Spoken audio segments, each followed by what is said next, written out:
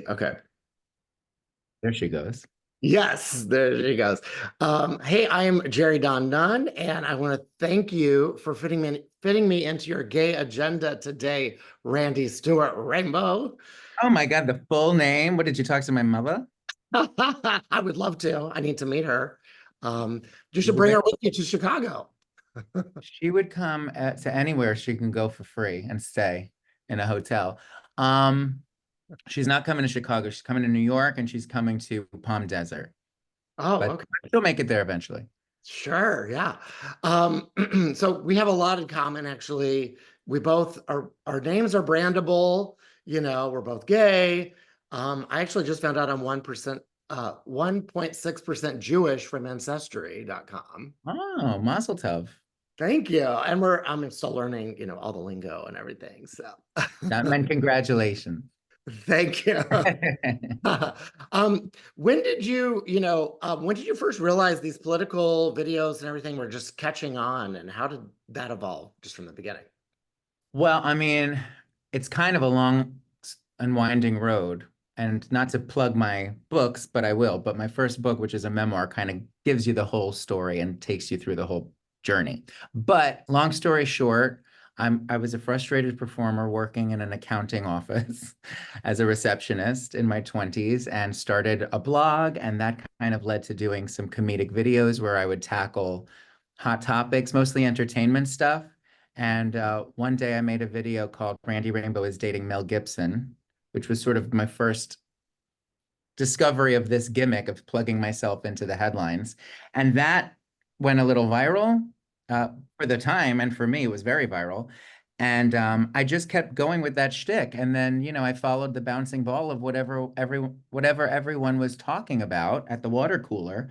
And I don't have to tell you, around 2016, that kind of went to politics and it just took off from there. So I keep waiting to go back to Mel Gibson, but I'm stuck with with these elections. Yes. Well, the JD one was so great. Is it hard to edit this kind of? I mean, how many hours do you spend on a video like that? It takes the editing, which is my favorite part. It's the most fun. Does I give myself a day or two to edit. I have a music team now, so all of the tracks are no longer karaoke like they were in the old days. We actually get together and I create these tracks with my team from scratch and we do all the vocal arrangements and all of that. So that takes a couple of days. Then I film for a day, a few hours, and then I spend another couple of days. So I these days I give myself about 2 weeks to put together a video. Oh, okay, got it. So I love the book cover so Thank much. I you. love Hanging Fruit. Is that I a hardcover? Is that a real one? it's real. Good. That's the real one. I hate those advanced reader copies. They're dread. Yeah, I like the physical where I can flip through, even though they send them over email, too. But Yeah, I'm glad you got it. yeah, so it's purple, your favorite color. I mean, you're wearing purple today. I know that's a coincidence. It never occurred to me that it was. I mean, I always say blue is my favorite color, but purple does seems that purple and pink are kind of a brand staple. Mhm. Why did you decide to call it low hanging fruit? Tell me about. Um, well, a number of reasons, and once you read it, you'll it'll kind of reveal itself because I do like to be kind of literal. So there is this, I mean, there I won't give anything away, but there are many reasons. But I just thought it was a cute, kind of slightly provocative title and a little self-deprecating. And it is kind of low-hanging fruit in that it's all the crap that's kind of hanging around my brain these days. It's a fruit cocktail of topics that I'm just, kind of putting out there and giving my observational, humorous take on from social media to Amazon calls, Amazon customer service calls to politics. Uh-huh, right. It's all over the place. Yeah. Was you talk about kind of venting. It starts off venting and talking about riding on the train or all the different things. Um, Yeah, it starts off with it's a letter of resignation. to stupid people. So it's kind of this book was kind of cathartic in that I'm trying to release myself from feeling obligated to fix stupid people. And I guess that's a little judgmental, but I can be. So that's how it starts, by resigning. Mhm. And I liked all the personal things putting in it. How was your mom with putting her conversation in the book? Is she okay with that? She insisted. Yeah, with the first book we did that too, and it was such a hit that the editor said we should do another one. And this one I think is even funnier.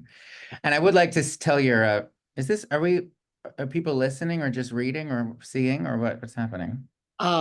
So just so I'll put it in Windy City Times, and then I can post the video too. It's oh, whatever you want. Oh, hi. I didn't shave, so whatever. Anyway, but I wanted to tell your readers slash listeners slash viewers that they should definitely buy the book because, as you said, the cover's so cute. But the audiobook, this was kind of written with the audiobook in mind, and we produced it to kind of sound like an old school like radio variety hour.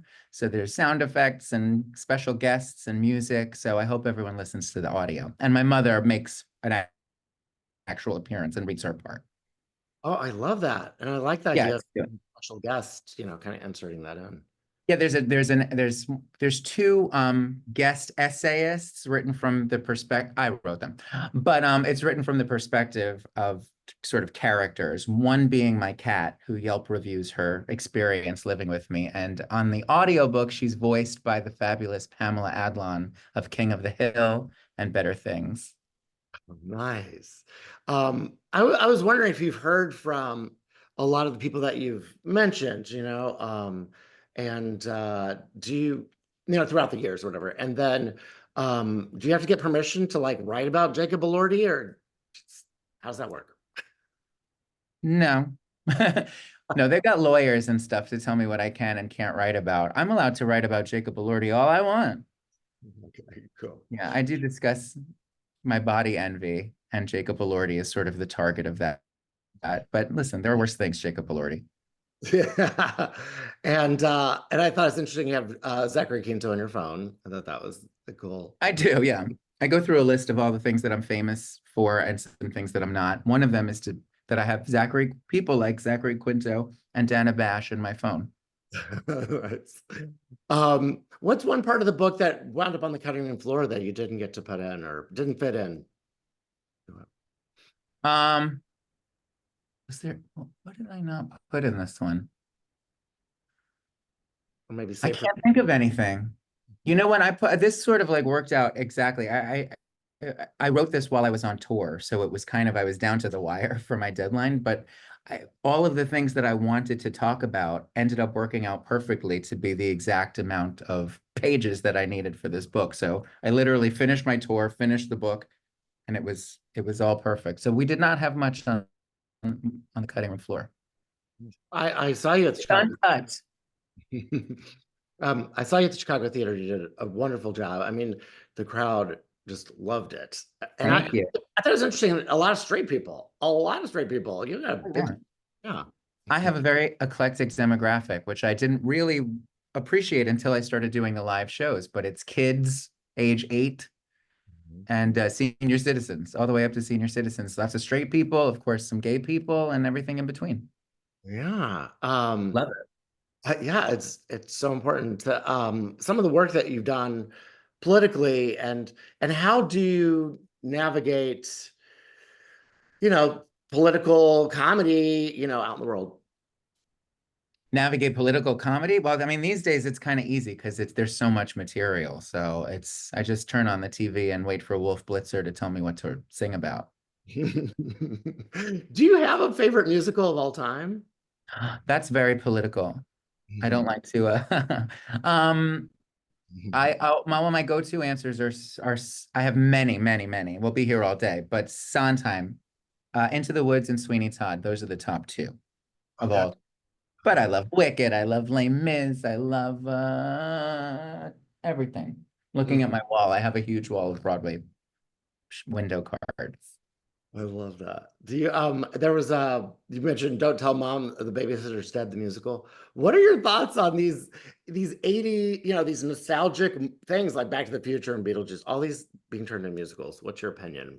I mean, there's a snobby part of me that's a little highbrow and says, that longs for original works. Mhm. And so I do, again, I can be judgmental, but some of them are really fun. That Don't Tell Mom the Babysitter's Dead is one to my knowledge that I just made up to make a point in the book, but I mean, I'm sure it's on its way. You know what I'm really looking forward to is Death Becomes Her. Oh, because that, I yeah, you didn't know this? I It's saw it. not Yeah, I saw it in didn't it Chicago. start in Chicago? It's just started in Chicago. You saw it? Oh yeah, yeah, yeah. Oh, I Did you love it. like it? I You have to really did. Megan talk to Hilty her. is Yeah. just a force. I think she really carries it on her shoulders a lot. I love the two of them, Jennifer Simard and Megan. So, and yeah, I just from the clips that I've seen, I haven't been excited about a show like that in a while. So And we got a it gay guy playing straight, which is funny. that's right. My friend Chris Sieber. I interviewed him for it. He was great. He's a He's really terrific. um so what do you see musicals all the time being in New York? Are you like at Shucked and Oh Mary, all these. I have, and although I grew up, I say, with Cola Scola, so I can't wait to see it. I can't get over what's going on with him. I'm so proud of him and happy for him. I have not seen. I'm way behind though. I'm embarrassed to say. I think the last show I saw was like the original, like Ethel Merman and Annie Get Your Gun. That's how long it's been since I've gotten to see a show because I've been so busy writing and touring, and now I'm making videos for this election. So. Right. Once I get back in October, I'm gonna go see everything. Excellent. Are you if this book was made into a movie, who would play you? Who would you want to play you? Me. Okay. I mean, I hope my agents could at least swing that. um Why, do you think I've aged out? no, no. Steve? I always think about the aging out thing with Kristen Chenoweth was supposed to play Dolly, and that was a big thing for a long time for Dolly Parton, like a story about That's her. right. She Yeah, could do it now. She could do it whenever she wants. I think so. Yeah, why not? Um, and what are your thoughts? My editors want me to ask about what are your thoughts on the past tweets today? Like what are your thoughts on that now, these days? And how, comedy has changed since you were starting out? The past tweets? Yeah, just like the the stereotypical tweets that were, just part of the comedy in the past that don't play well today. Oh, yeah, I had some of those. I write about that at length in my first book. Comedy is not evergreen. It's always changing. Um, so I try. I mean, there are people who are still. I assume you're talking about like edgy Yeah. comedy and things So like that. Yeah. People are still experimenting and being successful with edgy comedy like that. That's not my brand anymore. Um, I'm of the mind if you can make it work and you can make people laugh. I never want to offend anybody. That brings me no joy. But if you can do it in a way that is, somehow smart and funny, I say, comedy is as my one of my heroes, Joan Rivers, always said, is a little mini vacation from life. So whatever it takes to gift that to people, I think it speaks to where we are as a society that unfortunately, a lot more is off the table comedically than was a few years ago. I tend to think that the worse off we are in real life, the less people want to laugh about it. mhm, So, mhm. what Yeah, do you but think? dealing with all the political craziness, I mean, comedy But is, that's part of my shtick too. Like I still do that to an extent. I do, I hope that my brand is always taking things that are sensitive or polarizing or, uh, you know, uh, and adding trying to shed some light on the darkness in some way. because that's what that's been my whole shtick from day one, whether it be Donald Trump or the pandemic. I'm just trying to add a little levity to it. It's not always easy. Yeah, I'm sure. I'm sure. So we are so excited about having you back in Chicago. I actually took a quick selfie with you when you were leaving the theater Oh, at Chicago because it was because of COVID and everything. So things are better that way, and maybe you can get out and get to Sidetrack. Are you familiar with Sidetrack in Chicago? is that where they do the Mhm. show tunes? Yes. I've been They there. Yeah. yeah, have you been there? I think. Okay. So there's 250 TV sets, and they do have a big show tune themes for certain days. And if you get a chance to go, I can connect you with the people there, and they can play some of your videos. I mean, they do all the time anyway, I'm sure. So Oh, if I'd love to go. Yeah, this tour, this is kind of a other than Palm Desert, this is a book tour. So I don't have to like sing and stuff. So I'm gonna go out and like enjoy myself a little bit in each city. So I'm sure I will make it there. great. Well, I hope your Grinder account is full of welcoming to our fair city and enjoy your stay kind of. Me too. And I'll take a dick pic or two. Listen, I'm not above it. So you'll be at the Chicago Humanities Festival at the Harris Theater. This is a big theater, and it's going to be great. Do you know who is doing the question? Is like doing Moderating. I don't know. I don't know everybody. I know that I don't know. I know Harvey Firestein is doing it here in New York, and then everyone else, I think we're still kind of settling that. So stay tuned. Oh wow, Harvey First. That's amazing. I I love know. That's great. Okay, perfect. Well, I look forward to seeing you back in Chicago, and then I'll meet you at the book signing after whatever they do. And Absolutely. Thank you. I can't wait to come. yeah, so it's been great talking to you, Randy. And then we'll see you soon in Chicago. You too, honey. Thank you very much. See All you right. soon. Have a great day. Thank you so much. Bye. Okay, bye.